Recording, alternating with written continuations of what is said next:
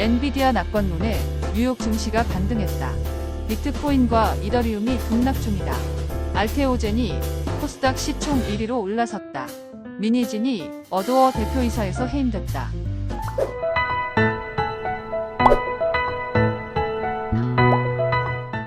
8월 28일 화요일 출근길 주식 시황입니다.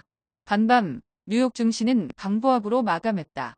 다우존스는 9.98포인트 상승한 41,250.5포인트로 마감했으며 S&P 500 지수는 8.96포인트 상승한 5,625.8, 나스닥은 29.06포인트 상승한 17,754.82포인트로 마감했다. 하락세로 출발한 뉴욕 증시는 엔비디아 실적 발표를 앞두고 조심스러운 낙관론의 소폭 상승세로 마감한 가운데 다우존스는 연일 사상 최고치를 기록 중이다.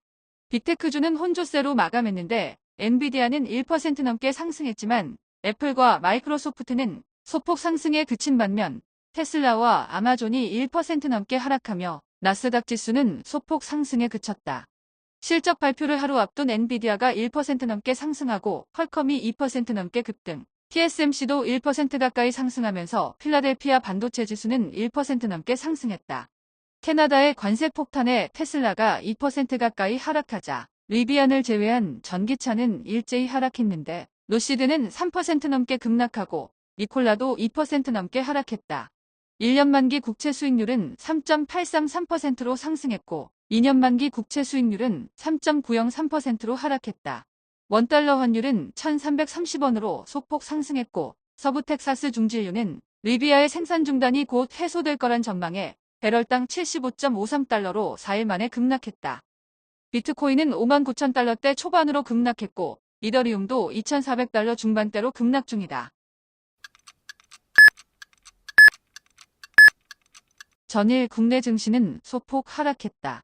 코스피는 전일 대비 8.76포인트 하락한 2,689.25포인트로 마감했으며 코스닥은 1.84포인트 하락한 764.95포인트로 마감했다.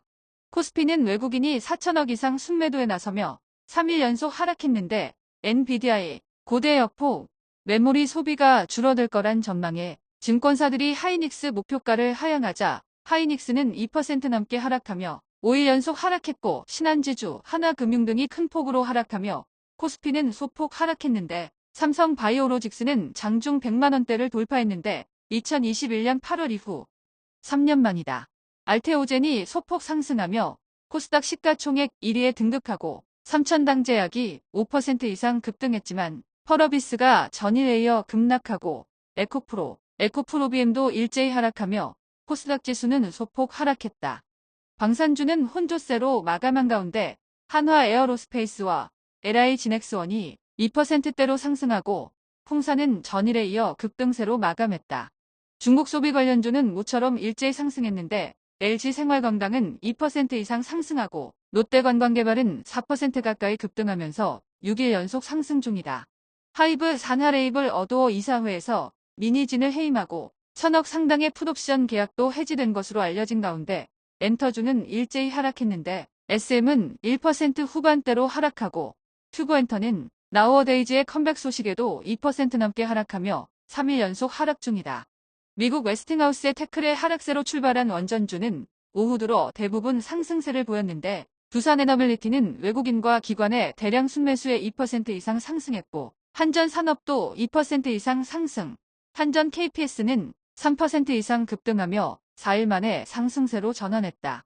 아이폰 수혜주는 혼조세로 마감했는데 LG이노텍은 3% 이상 급등하고 BH는 2% 이상 상승세로 마감했다.